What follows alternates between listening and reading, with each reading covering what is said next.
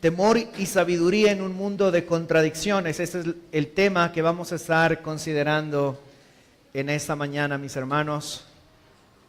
Y donde vamos a estar considerando la última sección del capítulo 7 de Eclesiastés, versículos del 15 al 29, que lo vamos a ir desarrollando a continuación.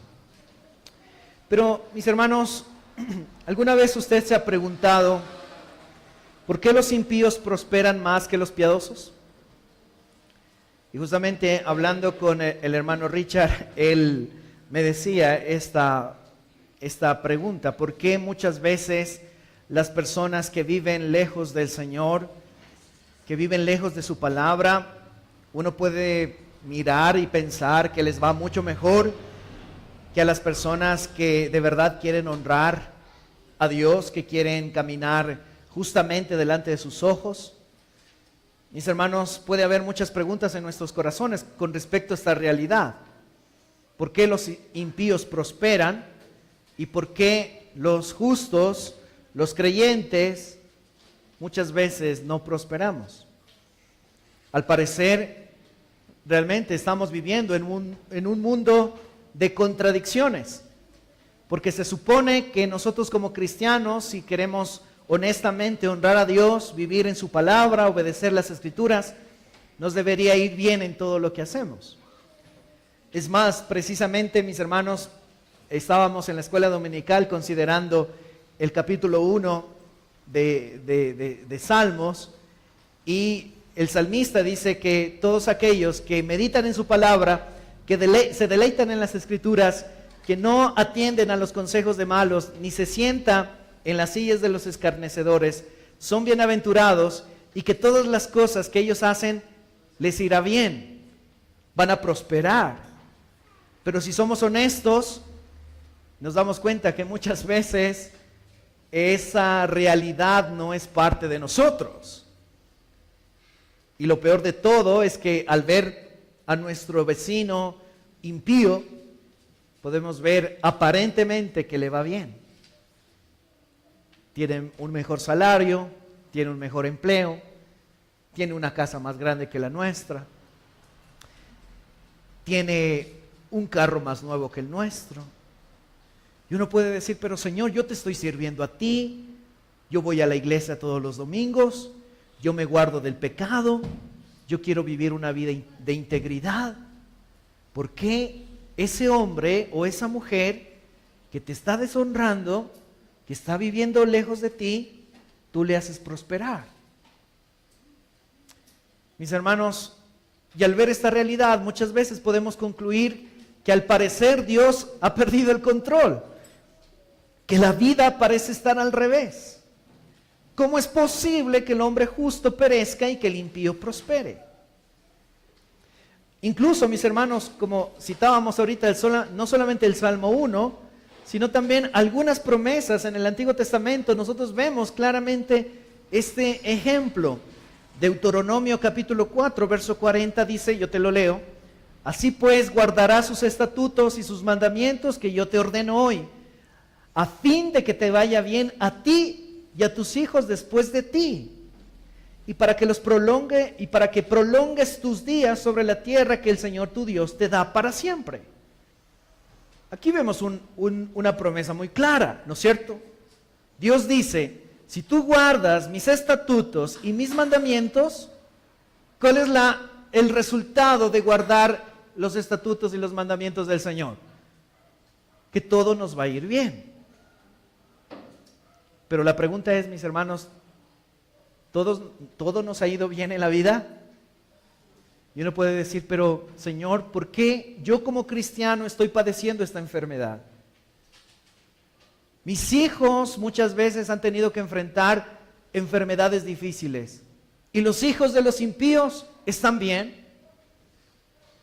A mí Señor, he tenido que sudar la gota fuerte, gruesa, para trabajar y para traer el sustento. Y veo a fulanito que ni se esfuerza ni hace nada, y el dinero le llega como caído del cielo. ¿Alguna vez usted se ha preguntado eso?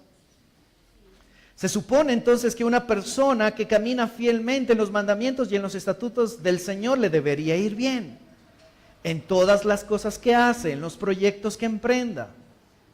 Y que los rebeldes deberían entonces recibir su merecido. Deberían recibir, ¿qué? El juicio de Dios. Deberían recibir las consecuencias de su pecado, ¿verdad? Pero mis hermanos, debemos entender esto. Vivimos en un mundo de contradicciones. La realidad no es como nosotros muchas veces pensamos. Ahora, la pregunta que resalta aquí es, ¿cómo podemos explicar esto? ¿Y cómo debemos enfrentar a un mundo caído que está lleno de tantas contradicciones, entre comillas? Y eso es lo que Salomón, al hacer la observación que él hace de la vida debajo del sol, nos presenta en estos versículos. Es más, Salomón en el capítulo 8, versículo 14, dice algo similar. Dice, hay una vanidad que se hace sobre la tierra. Y dice Salomón, hay justos a quienes les sucede conforme a las obras de los impíos. Y hay impíos a quienes les sucede conforme a las obras de los justos. Y Salomón dice, digo también, esto es vanidad. ¿Es así o no, mis hermanos? Nosotros muchas veces oramos y clamamos para que nuestros hijos puedan venir a la salvación. Y hay padres que son verdaderamente piadosos, pero sus hijos son impíos. Pero por otro lado, hay padres que son impíos, pero que sus hijos vienen al arrepentimiento y a la fe. Hay cristianos que padecen situaciones muy difíciles en todas las áreas. En la parte económica, en la parte de su salud, en la parte familiar. Pero aparentemente, mis hermanos, los que rechazan a Dios, los que viven una vida desobediente al Señor y a su palabra, aparentemente todas las cosas le va bien. Así que, pero, mis hermanos, ¿cómo podemos entonces enfrentar esta realidad de un mundo lleno de contradicciones y incoherencias? ¿Cómo podemos enfrentar y reaccionar también en medio, mis hermanos, de las aparentes contradicciones y paradojas de la vida? Entonces, en esta sección, Salomón nos presenta 3 principios fundamentales que debemos considerar para saber cómo enfrentar esas aparentes contradicciones que muchas veces nos parecen injustas. ¿No es cierto? Que muchas veces nos parecen que no tiene sentido. ¿Por qué el impío prospera y el cristiano no? ¿Por qué al impío le va bien y al cristiano no muchas veces? ¿Cómo podemos enfrentar esa realidad? Así que Salomón nos presenta 3 principios importantísimos en esta sección. Y el primer principio que Salomón nos presenta es el siguiente: vivir en el temor de Dios nos libra de 2 extremos peligrosos. ¿Sí? Vivir en el temor de Dios nos libra de 2 extremos peligrosos. Versículos del 15 al 18, y lo vamos a ir desarrollando poco a poco. Versículo 15, leen conmigo por favor. Dice, he visto todo durante mi vida de vanidad. Hay justo que perece en su justicia, y hay impío que alarga su vida en su perversidad.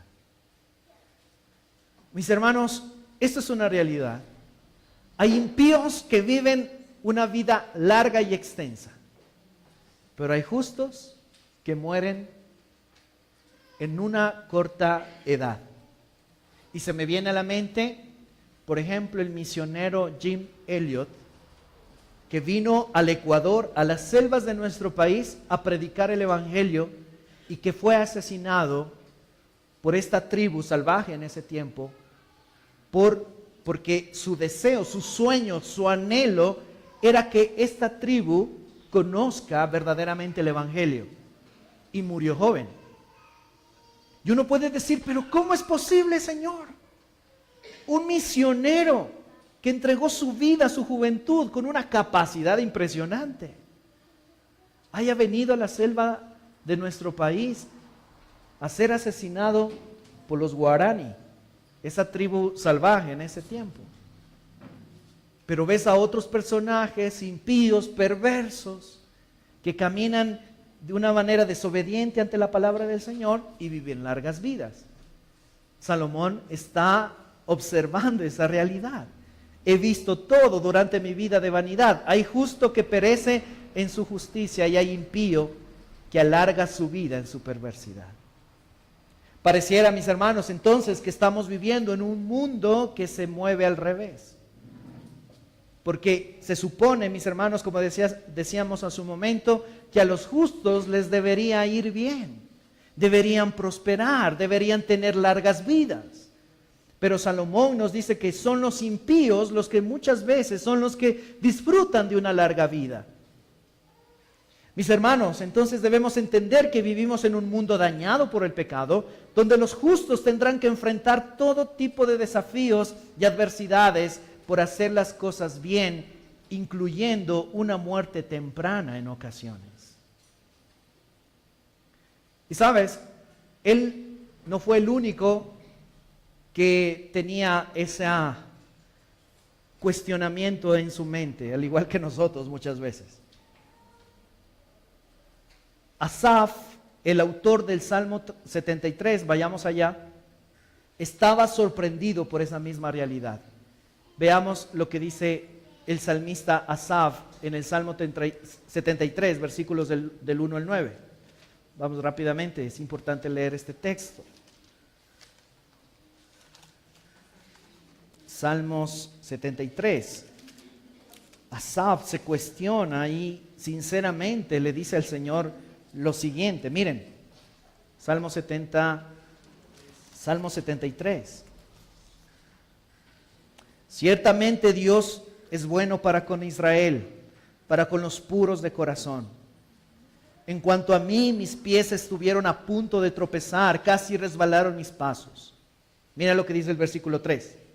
Porque tuve envidia de los arrogantes al ver la prosperidad de los impíos, porque no hay dolores en su muerte, ni su cuerpo es robusto. No sufren penalidades como los mortales, ni son azotados como los demás hombres. Por tanto, el orgullo es su collar, el manto de la violencia los cubre. Los ojos se saltan de gordura, se desborda su corazón con sus antojos. Se mofan y con maldad hablan de opresión. Hablan desde su encumbrada posición. Contra el cielo han puesto su boca y su lengua se pasea por la tierra. Miren, Asaf es muy sincero y dice, tuve envidia de los impíos. ¿Cuántos de nosotros nos identificamos con Asaf? Muchas veces nos pasa. Si somos honestos, debemos identificarnos con Asaf. Señor, yo he estudiado, yo he hecho todo el sacrificio, Señor, durante todo el tiempo de universidad. He sido buen estudiante. He sido el mejor de los estudiantes para la gloria de tu nombre. Y cuando quería acceder a ese trabajo, se me negó, se me cerraron las puertas.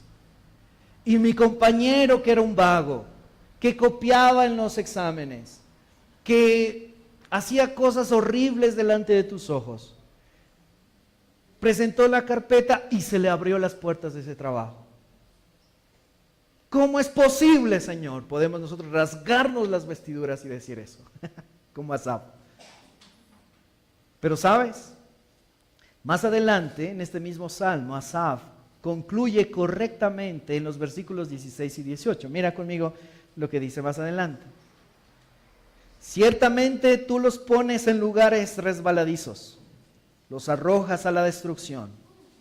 Como son destruidos en un momento, son totalmente consumidos por terrores repentinos. Nota que Asaf concluye en el hecho de que aunque los impíos puedan prosperar en este mundo, al final ellos recibirán su merecido si no se arrepienten delante del Señor. ¿Te das cuenta? Así que nosotros podemos ver claramente, mis hermanos, que aunque vivimos en un mundo extraño, lleno de contradicciones aparentes para nosotros, al final la justicia de Dios se va a ver revelada en todos nosotros un día delante del Señor.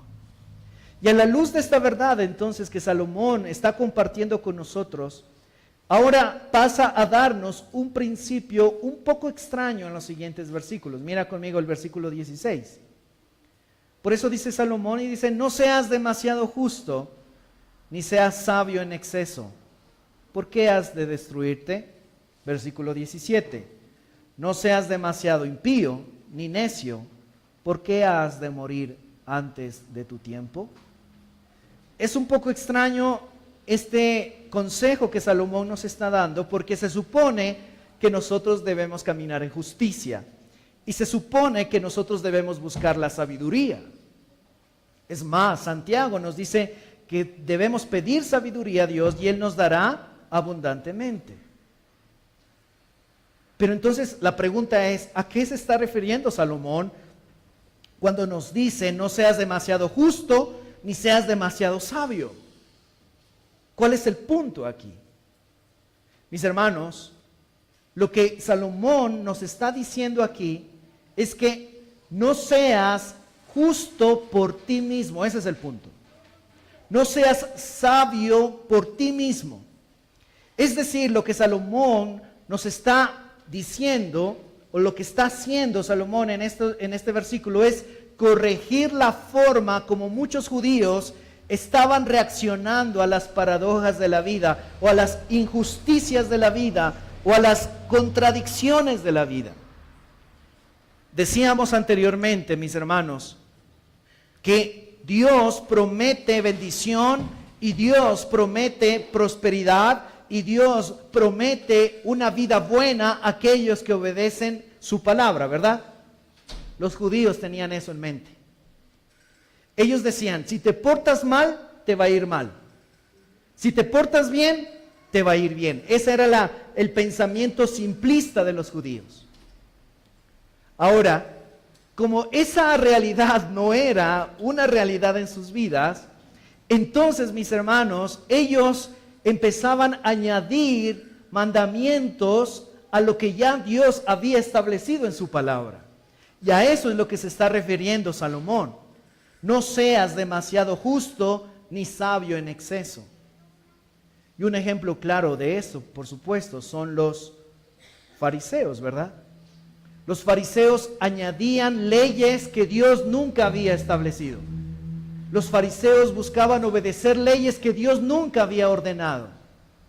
Sobre todo, mis hermanos, y podemos hablar mucho acerca de esto, pero particularmente en el día de reposo, ellos habían añadido un sinnúmero de leyes que tenían que practicar en el día de reposo. Tanto, mis hermanos, que hasta el día de hoy los judíos ortodoxos piensan que si tú no tienes dientes, por ejemplo, y usas una caja, como lo sabemos hoy, si usas la caja de tus dientes en el día de reposo, para ellos ya es un trabajo y es una carga. Así que los que no tienen dientes en el día de reposo tienen que sacarse su dentadura, supuestamente para cumplir esa ley que ellos se impusieron, y de esa manera ser más justos y de esa manera recibir el favor de Dios. Prender una luz en el día de reposo era una manera de trabajar. Comer el pez con espinas y quitarle las espinas del pez era una manera de trabajar. Por lo tanto, tenían que moler las espinas para que en el día de reposo ellos no tengan que trabajar supuestamente y deshonrar el día del Señor o el día de reposo. Y uno nos podemos sorprender, ay, wow, qué extremistas. Y muchas veces, mis hermanos, nosotros actuamos como tal. Queremos añadir leyes a lo que Dios nunca ha ordenado ni ha demandado, porque queremos ser más justos y más sabios para ganarnos el favor de Dios. Y Salomón nos dice, no caigas en ese extremo. ¿Sabes lo que dice un comentarista al respecto? Dice, escucha bien con atención. Las personas que son demasiado justas o sabias pueden terminar destruyéndose a sí mismas, llegando a ser rígidas que invitan a la rebelión y al desastre. Los padres, los maestros, los legisladores del gobierno deben aprender a administrar la justicia con misericordia. Y a veces nosotros somos como padres implacables, ¿verdad? No estoy diciendo, mis hermanos, que no debemos ser radicales con el pecado. Pero muchas veces nosotros nos vamos más allá. Y somos implacables con nuestros hijos en algo que Dios no ha legislado. Y en vez de producir en ellos vida, producimos muerte. Y les metemos eso en la cabeza. Si te portas mal, te va a ir mal. Si te portas bien, te va a ir bien. No necesariamente es así. Amén, mis hermanos. Y eso es lo que Salomón nos está tratando de decir en estos versículos. No seas demasiado justo en tus propias justicias, solamente para tratar de ganarte el favor de Dios. Ni tampoco te creas más sabio solamente para ganarte el favor de Dios y pensar que eso te va a hacer que te vaya bien en tu vida. A veces nosotros queremos sorprender a Dios. Queremos decir, yo quiero orar un poco más. O yo quiero ayunar un día más para que Dios me bendiga. Para que Dios me prospere. Pero no dependemos y no entendemos que Dios es soberano.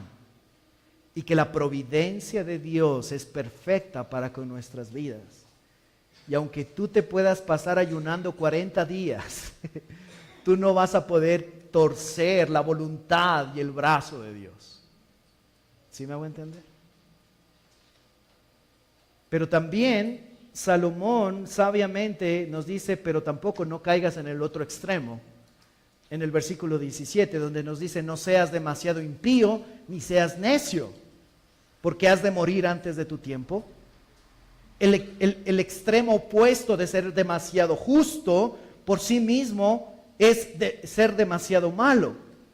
Entonces las personas se cansan porque no entienden realmente lo que es la vida cristiana y porque piensan, no soy cristiano, entonces todo me va a ir bien, y si hago esto, entonces Dios tiene que bendecirme y tiene que ayudarme. No tiene que permitir enfermedad, no tiene que permitir escasez porque soy cristiano. Y todo lo que yo haga tiene que bendecirme. Cuando no pasa eso, entonces muchos se van al otro extremo. Entonces ya, esto no funcionó. Y simplemente se deja llevar por sus pecados y sus necedades. Y Salomón nos dice, ten mucho cuidado de esto. Porque neciamente algunos pueden concluir que como el mundo es tan malvado, también ellos pueden ser permisivos con ellos mismos. Y Salomón les responde a esta actitud diciendo, ¿por qué habrás de morir antes de tu tiempo? Aunque algunas personas demasiado malas se las arreglan para escapar de la pesada mano de la ley en esta vida, todavía tienen que enfrentar la justicia de Dios. Aquellos que abiertamente se rebelan contra la ley de Dios, finalmente sufrirán la ira de ese mismo Dios. Y en el versículo 18 está el punto. Ese es el principio que nosotros debemos considerar. Mira lo que dice Salomón. Bueno es que retengas esto sin soltar aquello de tu mano. Y ahí está la clave. Porque el que teme a Dios se sale con todo ello. Ahí está el punto. Salomón entonces nos enseña que tengamos cuidado de caer en uno de esos dos extremos peligrosos. Creernos demasiado justos o simplemente abandonarnos al pecado y a la maldad. Decir, bueno, tengo que leer más la Biblia, o tengo que ayunar más, o tengo que orar más para que Dios me bendiga y para que Dios me ayude y ganar su favor. Eso es caer en un extremo peligroso. Pero cuando no funciona eso, entonces simplemente me dejo que mis pasiones y mi maldad floten en mi corazón y ya no quiero más de Dios, entonces simplemente me voy al mundo a seguir viviendo la vida loca de esta vida. Eso es peligroso, porque un día Dios te va a juzgar. Salomón dice, no deseches el consejo del versículo 16, pero tampoco deseches el consejo del versículo 17. Lo que debes hacer es vivir en el temor de Dios. Y ese es el punto. ¿Y qué es vivir en el temor de Dios? Es la pregunta. Vivir en el temor de Dios es ser conscientes, mis hermanos, escucha esto con atención, de que los ojos del Dios omnisciente están sobre nosotros y que ese Dios es digno de ser admirado, ese Dios es digno de ser reverenciado, ese Dios es digno de ser honrado. Eso es vivir en el temor de Dios. Y como justamente hablábamos en la escuela dominical, vivir en el temor de Dios es el resultado de vivir en su palabra. Porque si no estamos en su palabra, meditando en las Escrituras, teniendo una relación correcta con las Escrituras, es imposible que nosotros tengamos temor de Dios. Y cuando no hay temor de Dios, no hay sabiduría. Y cuando no hay temor de Dios, entonces empezamos a hacer las cosas por nuestro propio medio, cuando las cosas no funcionan y no salen como nosotros queremos. O nos hacemos más religiosos y fanáticos y fariseos, añadiendo las leyes a lo que ya está establecido, supuestamente para ganarnos el favor de Dios como los fariseos, o simplemente vivimos unas vidas desordenadas, una vida en el pecado, una vida totalmente alejada de lo que es la voluntad de Dios y su palabra. Y podemos caer en esos dos extremos. Salomón dice, considera lo que acabo de decirte en el versículo 16, pero también considera lo que está en el versículo 17 y busca un equilibrio. Vive en el temor de Dios, porque solamente cuando tú eres consciente de que un día vas a tener que rendir cuentas a ese Dios que lo ha visto todo, que sabe perfectamente lo que piensas, que sabe perfectamente lo que tú sientes, que sabe perfectamente las decisiones que tú has tomado, entonces eso nos lleva a vivir una vida que agrade al Señor y una vida dependiente completamente de Él. Así que el primer principio que Dios nos dice a través de Salomón es: vive en el temor de Dios. Eso nos librará, mis amados hermanos, de caer en esos dos extremos peligrosísimos que para nosotros es muy fácil caer. O somos fariseos muchas veces, o somos peores que los impíos. Y eso es muy triste ver en la vida de aquellos que dicen ser cristianos. Debemos vivir en el temor de Dios para enfrentar este mundo de aparentes contradicciones. Pero no solamente eso. En segundo lugar, Salomón nos da otro principio que es muy interesante y nos dice: vivir sabiamente nos ayuda a enfrentar a este mundo de contradicciones. ¿Sí? Entonces, no solamente vivir en el temor de Dios, sino también debemos vivir sabiamente. Ahora, versículo 19, lee conmigo. La sabiduría hace más fuerte al sabio que 10 gobernantes que haya en una ciudad. Ya dijimos, mis hermanos, anteriormente, que Salomón nos está diciendo: no seas demasiado sabio, pero conforme a lo que tú crees o a lo que tú piensas. No seas demasiado justo en nuestras propias justicias y capacidades. A eso se está refiriendo. Pero aquí en el versículo 19 nos está diciendo: tengan la sabiduría, pero la sabiduría que viene de lo alto. Un hombre sabio, una mujer sabia, Salomón nos está diciendo, es más fuerte que 10 gobernantes que hay en una ciudad. Imagínate. La pregunta es: ¿qué es sabiduría? Es la capacidad para saber cómo hacer las cosas. Yo puedo tener conocimiento, yo puedo tener mucha letra en mi mente, pero eso no significa que yo sea sabio. Porque una persona sabia es la que aplica y practica lo que conoce. Eso es sabiduría, saber cómo enfrentar las cosas. Es la capacidad para mirar con claridad cada situación en la vida y así poder discernir entre lo bueno y lo malo, entre lo verdadero y lo falso. Esto no me conviene, esto no agrada al Señor, esto no edifica mi vida, entonces me alejo. Esto es algo que es conveniente, esto es algo que me va a edificar, esto es algo que me va a fortalecer, entonces lo tomo. Esa es una persona sabia. Por ejemplo, mis hermanos, la sabiduría nos ayuda a accionar en nuestra vida, a aborrecer y abandonar lo que es malo y también a desechar lo falso para seguir lo bueno y lo verdadero. Eso es sabiduría. En cosas prácticas de la vida, la sabiduría te ayuda a saber qué hacer cuando tu hijo llega a tu casa con un ojo morado. Si tú eres un padre sabio, vas a saber cómo enfrentar esa realidad. Si tú eres un necio, le pones morado el otro ojo. Ah, que te estás peleando, carajo. ¿No es cierto? Tú eres cristiano y ¡boom! Eso no es sabiduría. La sabiduría te ayuda a enfrentar una crisis económica sin caer en la desesperación y en la ansiedad.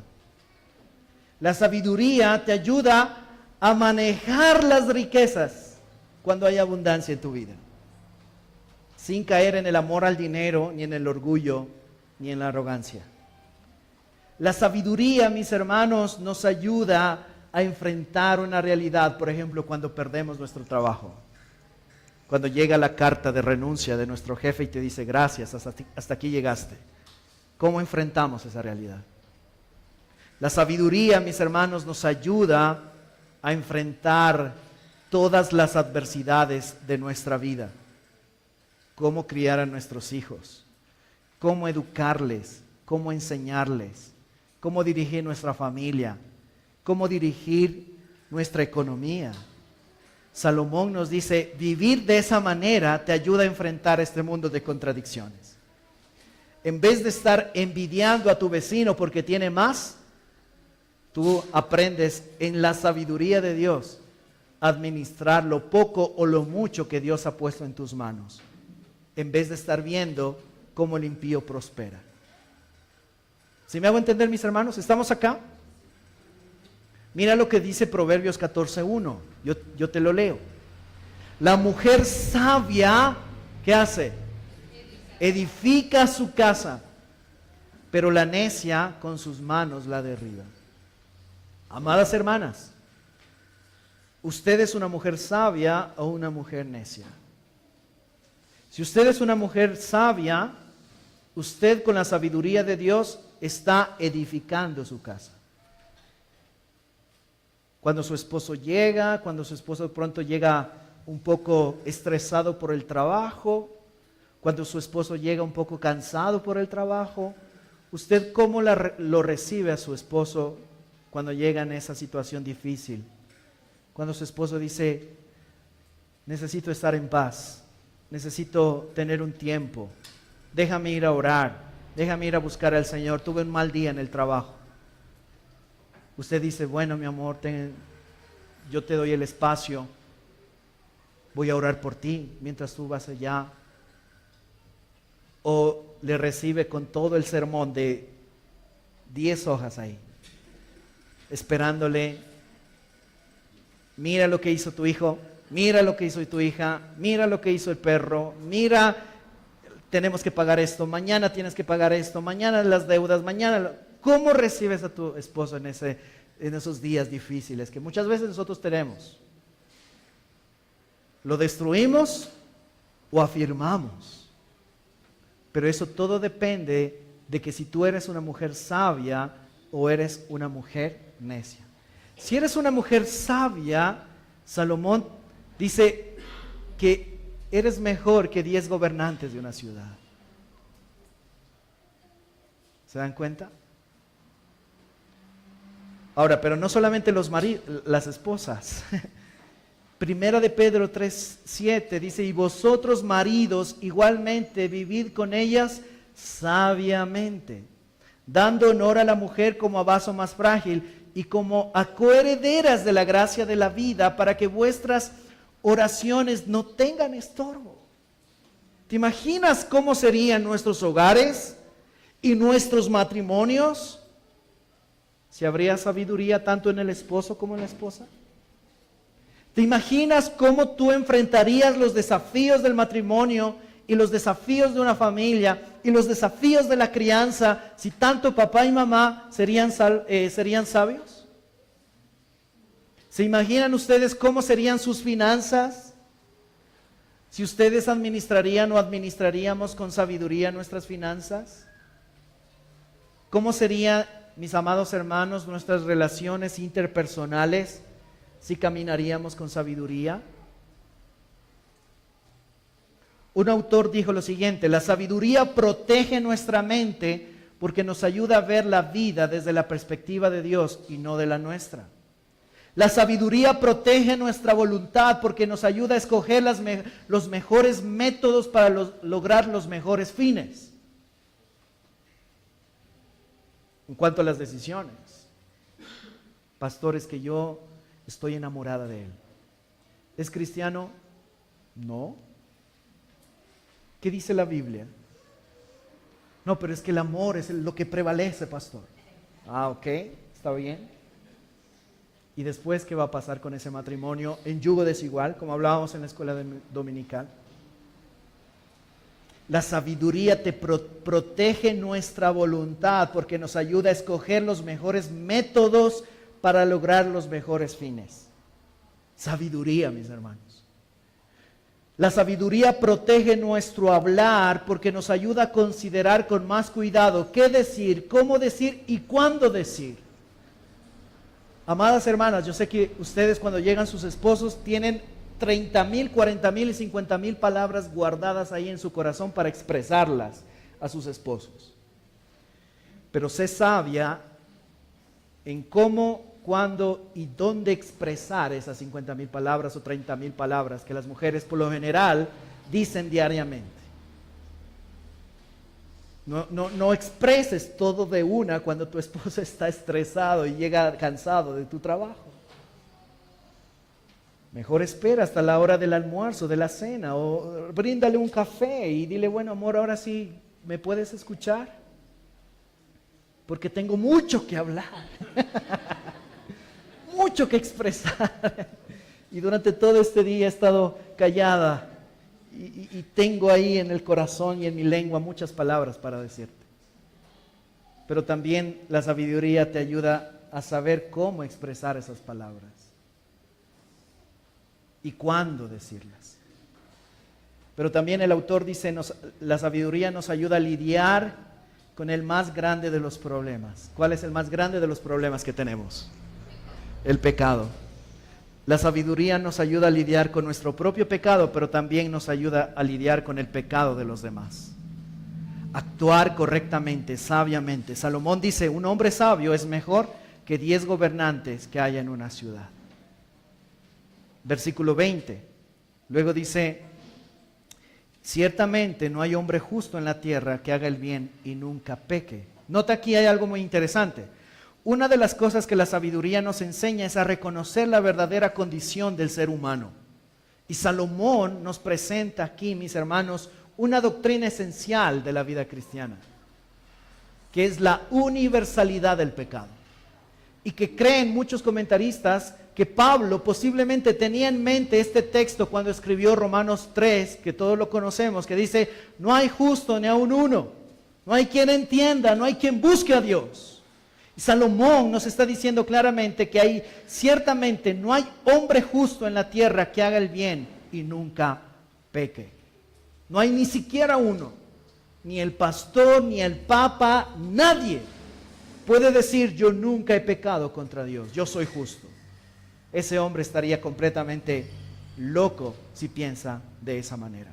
Todos hemos pecado delante de Dios. Claramente Salomón nos está diciendo, no hay hombre justo en la tierra que haga el bien y nunca peque. Y entonces a partir del versículo 21 al versículo 24, Salomón empieza a considerar este aspecto que te decía hace un momento de la universalidad del pecado, es decir, que todos nosotros somos pecadores, y lo hace con referencia al pecado de la lengua. La pregunta es, ¿quién no ha pecado con nuestra lengua? Todos hemos pecado. Y sabes cómo lo menciona Salomón en el versículo 21 y 22, lee conmigo. Dice, tampoco tomes en serio todas las palabras que se habla, no sea que oigas a tu siervo maldecirte, pero mira lo que dice más adelante, porque tú también te das cuenta que muchas veces has maldecido a otros de la misma manera. Es decir, que nadie está exento, particularmente aquí, del pecado de la lengua. Muchos han hablado mal de nosotros. Y cuando nosotros nos enteramos de que han hablado mal de nosotros, ¿qué hacemos? Rasgamos nuestras vestiduras. ¿Cómo es posible que mi hermano haya hablado mal de mí? ¿Cómo es posible que el vecino me haya criticado de esa manera? Pero Salomón dice, pero ten en cuenta que tú también has criticado y que tú también has maldecido a otros de la misma manera. Entonces, por lo tanto, Salomón lo que está afirmando aquí es que todos pecamos delante de Dios. Ahora, por supuesto, un hombre sabio, una mujer sabia, aprenderá a no ser demasiado susceptible a lo que otros lo dicen, porque después de todo, él sabe perfectamente que ha hecho muchas veces lo mismo. Mis hermanos, y yo te puedo decir algo, estar en la posición que Dios me ha puesto, particularmente a mí, como pastor de esta iglesia, uno debe aprender muchas veces a escuchar la crítica, las murmuraciones y todas las palabras que muchas personas hablan en contra de uno. Pero imagínate si yo como pastor me pongo a escuchar las críticas y las murmuraciones de todos, yo estaría frustrado, estaría en mi oficina encerrado y no querría salir y decir, no, ya no voy más a esa iglesia porque allá todos hablan mal de mí. Porque el ministerio pastoral, tristemente, tiene que enfrentar esa realidad. Un pastor es amado, pero también un pastor es odiado. Un pastor recibe muchas veces palabras de afirmación, pero también muchas veces recibe críticas y murmuraciones y quejas, tristemente, de los miembros de su iglesia. Entonces, debemos aprender a tolerar y a vivir con eso. Y yo no puedo decir, no, es que, ¿cómo es posible que la iglesia o las ciertas personas hablen mal de mí? Un hombre sabio que dice, está bien, Señor, ayúdame a perdonar a esas personas que han hablado mal de mí, porque yo también muchas veces he hablado mal de otros. Así que nadie está exento aquí. El sabio aprenderá a lidiar con las críticas o habladurías en su contra y procurará perdonar a las personas que han hablado mal de él, porque sabe perfectamente que está en la misma condición y reconoce que también él muchas veces habla mal o ha hablado mal de alguien.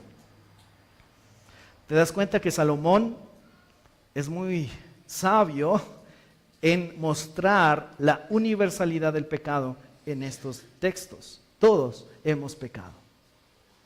Y si alguien se cree justo, solamente considere cuántas veces ha hablado mal de su vecino, cuántas veces ha criticado al pastor, o cuántas veces ha criticado a la iglesia, o cuántas veces ha criticado a su propia familia. Y se va a dar cuenta de que él también ha pecado contra Dios. Versículo 23 y 24. Todo esto probé con sabiduría y dije, seré sabio, pero eso estaba lejos de mí. Está lejos lo que ha sido y en extremo profundo. ¿Quién lo descubrirá? ¿Qué está diciendo Salomón aquí? Salomón, mis hermanos, nos está diciendo que él trató de entender qué es lo que Dios estaba haciendo, cuál era el propósito y los planes de Dios en medio de todo este mundo de contradicciones, y al final él termina diciendo, pero yo no pude. Y eso es lo que Isaías dice en 55, 8, 9. Dice, porque mis pensamientos no son vuestros pensamientos, ni vuestros caminos, dijo Jehová, son mis caminos. Como son más altos los cielos que la tierra, así son mis caminos más altos que vuestros caminos, y mis pensamientos más vuestros, más que los vuestros. Mis hermanos, Salomón se esforzó en tratar de entender la mente de Dios y no lo pudo. El hombre más sabio que pisó sobre esta tierra, obviamente. Nadie se puede comparar a nuestro Señor Jesucristo. Pero él trató de indagar y de saber, oh Señor, cómo es que tú obras, cómo es que son tus decretos y tus providencias divinas para con nosotros. Pero finalmente no pudo. Pablo lo reconoció también en Romanos capítulo 11, donde dijo, ¿quién entendió la mente del Señor? ¿Quién fue su consejero? ¿O quién le dio a él primero para que le fuese recompensado? Y luego él finalmente termina diciendo, porque de él y para él son todas las cosas. A él sea la gloria por los siglos de los siglos. Mis hermanos, aunque de este lado del cielo no llegaremos a entender los designios del Señor, debemos aprender a confiar de que todas las cosas que Dios permite, como decía nuestro hermano René, en esta vida para un hijo de Dios, para alguien que ama a Dios y que ha sido llamado conforme a un propósito, todas las cosas nos ayudarán a bien. Aun cuando no prosperes económicamente, aun cuando no se te abra la puerta de ese trabajo, aun cuando tu compañero que era más vago que tú en el colegio esté, entre comillas, en una mejor posición social y económica, y tú digas con tu corazón dolido, pero Señor, ¿cómo es posible que él sí y yo no? ¿Por qué él sí prospera y yo no? ¿Por qué él sí tiene familia y yo no tengo familia? ¿Por qué sus hijos están bien y mis hijos están descarriados? Recuerda esto, que aunque nosotros no entendamos muchas veces los planes y los decretos de Dios el día de hoy, mis amados hermanos, para los hijos de Dios, para los que aman al Señor, todas las cosas nos ayudarán a bien. Por lo tanto, debemos caminar en el temor y en el temblor delante de Él para que podamos ser librados de los peligros de un mundo corrompido por el pecado. Y eso es lo que Salomón nos muestra en el tercer principio que nos menciona en el versículo 26 hasta el final. Vivir con temor y sabiduría nos librará del pecado. Tercer principio, versículo 25, dice, dirigí mi corazón a conocer, a investigar y a buscar la sabiduría y la razón y a reconocer la maldad de la insensatez y la necedad de la locura. Aunque, mis hermanos, como lo acabé de mencionar, Salomón reconoció su limitación de entender los planes de Dios, sin embargo, no desiste en tratar de entender el mundo en que lo rodea para tratar de entender cómo él debe conducirse en un mundo tan complejo, tan difícil en el cual nosotros vivimos. Y Salomón llega a una conclusión.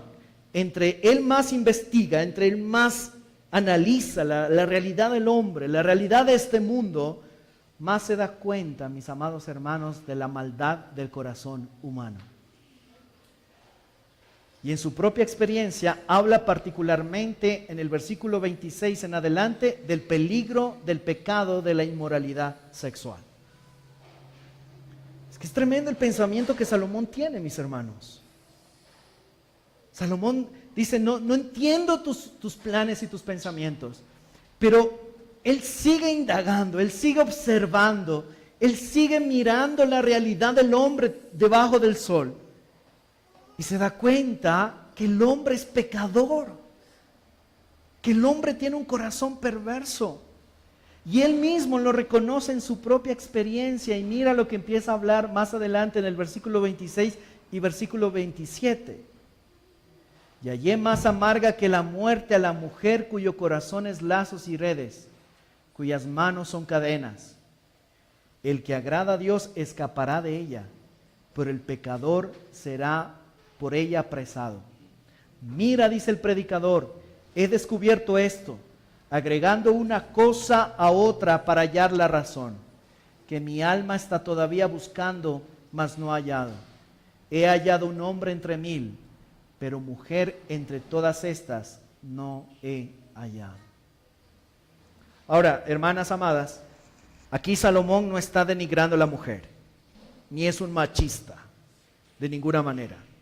Lo que Salomón está haciendo aquí, más bien es describir a un tipo de mujer seductora que busca hacer caer a los hombres en sus redes. Eso es lo que está haciendo Salomón, y en base a su misma experiencia.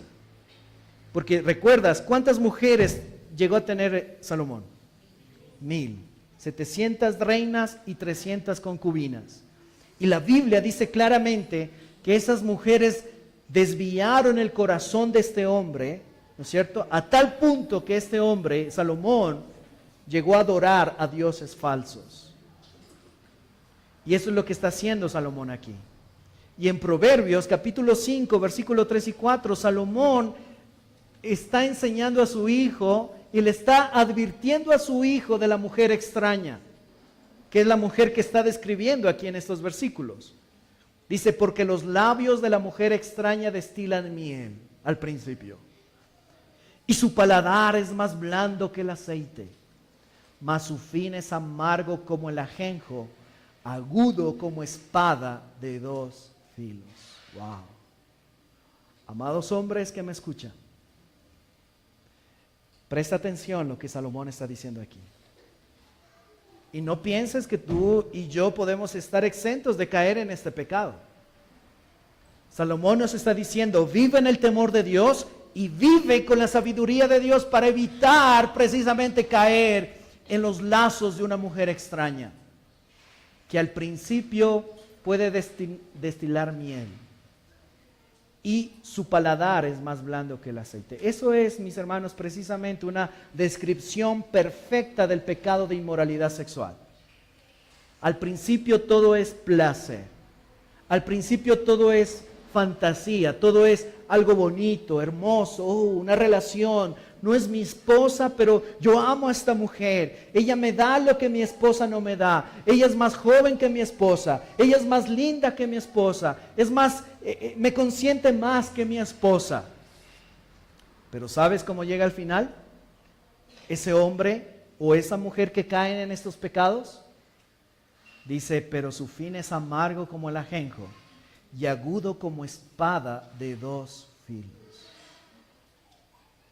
Salomón experimentó esa realidad. Salomón vivió en carne propia esta terrible consecuencia. Él cayó en las redes del pecado de inmoralidad y las mujeres desviaron su corazón a hacer cosas desagradables delante del Señor. Nadie está exento de esto. Así que ten cuidado. Y Salomón dice, vive en el temor de Dios. Es decir, vive siendo consciente de que los ojos de Dios están sobre ti. Es más, no seas necio en pensar en que tú puedes vivir como, discúlpame la expresión, como te da la gana en esta vida, sin considerar que un día tú vas a rendir cuentas delante de ese Dios perfecto, justo y sabio. Es tan loco y tan necio, mis amados hermanos, vivir como si los ojos de Dios estuvieran cubiertos y que Él no nos ve lo que nosotros hacemos. Él no ve lo que nosotros pensamos. Él no ve las palabras que decimos. Él no ve las acciones que muchas veces tenemos. Vivir en el temor de Dios es siendo consciente que los ojos de Dios están sobre mí. Aunque tú te ocultes de tu esposa y aunque tú te ocultes del mundo entero, si tú estás viviendo en inmoralidad sexual, Dios te está viendo. Dios te está viendo. Y si no te arrepientes, Dios te va a juzgar. No, es que nadie conoce mis pensamientos. Nadie sabe. Mi esposa no sabe lo que yo estoy pensando. Ni tampoco sabe lo que yo estoy viendo en las redes sociales. Ni tampoco sabe mi esposa con quién estoy chateando. Ni tampoco sabe las películas que yo veo. Sí, nadie puede saber eso. Pero hay un Dios que sí sabe perfectamente lo que tú y yo hacemos en nuestra intimidad. Sí sabe perfectamente los pensamientos sucios y asquerosos que tú albergas muchas veces en tu mente. Y Dios te va a juzgar porque Él, mis hermanos, no puede ser burlado. Porque Él es santo. porque Él es recto en su palabra y porque Él, mis amados hermanos, es digno de una obediencia perfecta, que tristemente nosotros no lo podemos hacer. Pero ¿sabes? El que teme a Dios y el que camina en sabiduría escapará de ella, dice el texto. ¿Sí? El que agrada a Dios escapará de los lazos de la mujer extraña. Escapará de la tentación de mirar pornografía en el internet. Escapará de los lazos de las mujeres que están allí provocando tristemente en las pantallas a los hombres. El que vive en el temor y en la sabiduría de Dios. Pero el insensato y el necio será atrapado fácilmente por la mujer extraña. Así que, mis hermanos, debemos entender que el pecado sexual es una trampa. Y es un pecado muy sutil. Aparentemente no hay nada de malo en pensar, en ver, en chatear con una mujer que no es mi esposa. En tener chats ocultos. En tener una clave indescifrable en mi celular para que mi esposa no lo vea. Huella, foto, clave. Luego no se pasa de eso. Luego en el WhatsApp también se pone otra clave diferente. 100 números para descifrar es imposible. Pero un esposo fiel, un esposo sabio, no tiene nada que ocultar. Y puede dejar su celular ahí tranquilamente, sin clave, sin nada.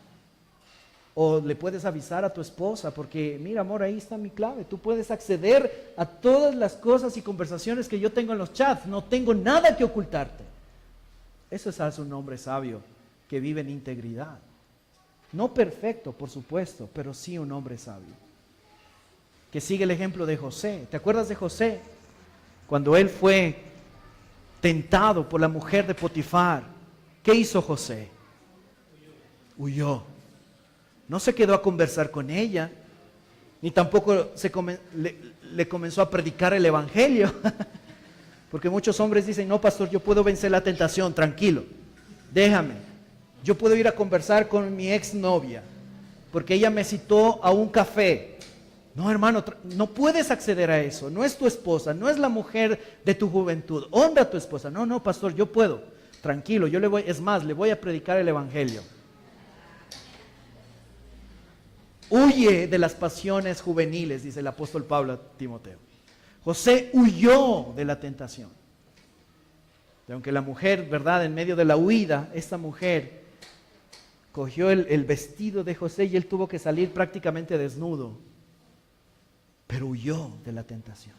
Eso hace un hombre sabio. Y luego termina diciendo algo extraordinariamente maravilloso y profundo.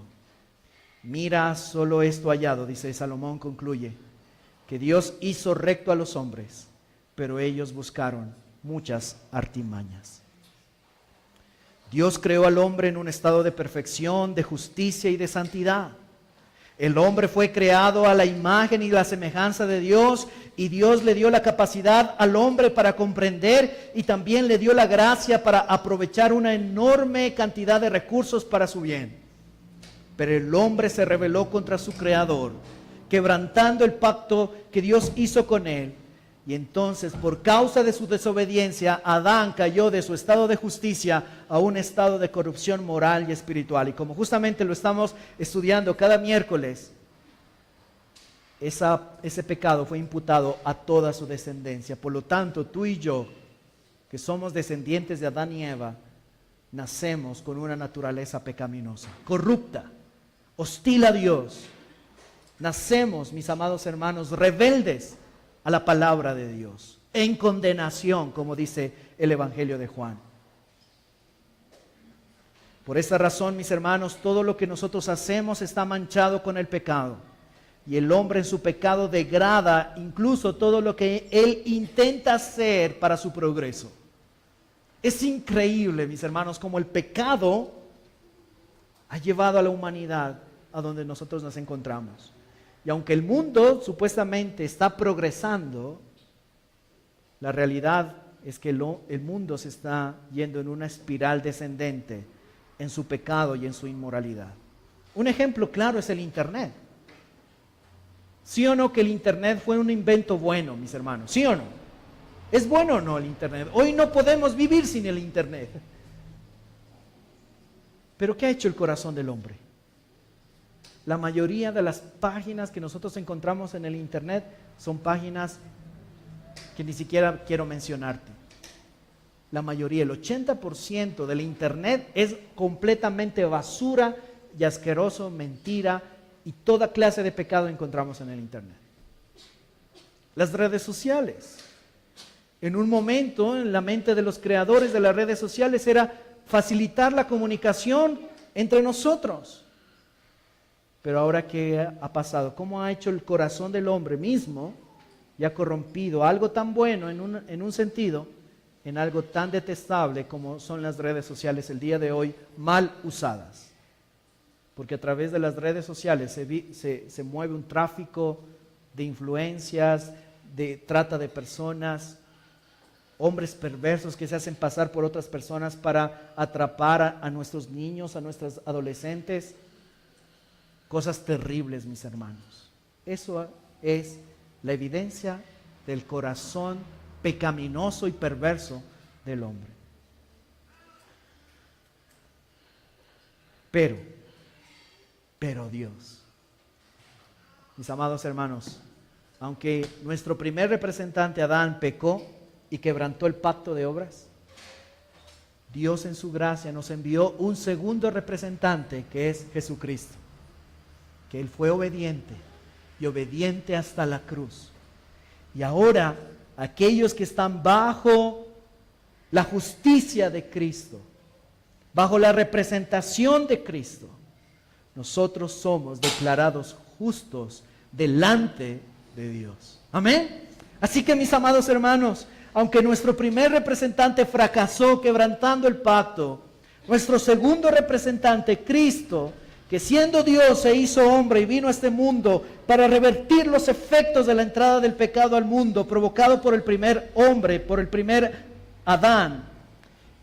Y aunque, mis amados hermanos, Cristo, nuestro segundo Adán, fue tentado en todo, nunca pecó, pero por causa de nuestras transgresiones, mis hermanos, Él siendo inocente, fue hecho pecado, para que a través de su justicia, de su vida perfecta, de su muerte en la cruz y de la resurrección, ahora nosotros podamos recibir el perdón y la libertad de la esclavitud del pecado que trajo el primer Adán a toda la raza humana. Solamente Cristo es nuestra única esperanza. Amén, mis hermanos. Así que, si tú estás en Cristo, debemos darle gloria al Señor, porque somos una nueva creación en Él, porque tenemos esperanza, porque tenemos, mis hermanos, entrada libre a la presencia de Dios, porque podemos, mis amados hermanos, acercarnos a ese Dios soberano, perfecto, suficiente, cuando muchas veces nuestra mente y nuestro corazón nos lleva a pensar que estamos viviendo en un mundo injusto y en un mundo lleno de contradicciones. Y es ahí donde entonces encontramos descanso y consuelo para nuestras vidas, porque tenemos esperanza. Y sabes, tenemos la esperanza de que nosotros un día estaremos con Él para siempre. Pero si tú no estás en Cristo, si tú todavía sigues viviendo en tu pecado, si tú todavía sigues permitiendo pecado en tu vida, yo te invito en esta mañana a que tú te arrepientas y tú creas en ese segundo representante que se llama Jesucristo, quien pagó por ti en la cruz del Calvario para que tú seas libre de esa esclavitud horrible en la cual tú te encuentras y puedas encontrar esperanza en el Hijo de Dios, nuestro Señor Jesucristo. Así que ven y arrepiéntete. No salgas como entraste. Ven a Cristo verdaderamente y pídele a Él misericordia y gracia, y Él estará dispuesto a perdonarte de todos tus pecados, pasados, presentes y futuros, y Él te dará el temor y Él te dará la sabiduría para poder vivir en un mundo lleno de contradicciones. Ven a Cristo hoy y encuentra en Él la esperanza que solamente Él te puede ofrecer. Amén. Vamos a estar de pie. Soberano Dios, gracias por tu palabra. Y gracias, Señor, por Cristo, quien es nuestro segundo Adán, nuestro representante delante de ti, quien con su justicia hoy nosotros podemos, Señor, ser declarados justos delante de tu presencia, Señor. Oh Señor, cuán grande ha sido tu amor para con nosotros, en que aun siendo pecadores, Cristo murió por nosotros. Te ruego, Señor, que nos ayudes a vivir conforme a tu verdad y conforme a tu palabra. Ayúdanos a vivir en el temor y en la sabiduría divina para enfrentar un mundo caído, un mundo corrompido, un mundo de aparentes contradicciones, pero que en Cristo nosotros podemos aún tener la sabiduría para poder enfrentarlo. Ayúdanos, Señor. Y aquellos que están en este lugar, pero que están viviendo sin ti, Señor, y que están viviendo en pecado, y que están consintiendo con su pecado en sus vidas, te pido, Señor, que tengas misericordia de ellos, y por tu Espíritu ellos puedan abrir sus ojos, ser despertados de la muerte espiritual en la que se encuentran, y puedan venir a ti en arrepentimiento y fe. Te lo suplico en el nombre de Jesús. Amén y amén. Mis hermanos.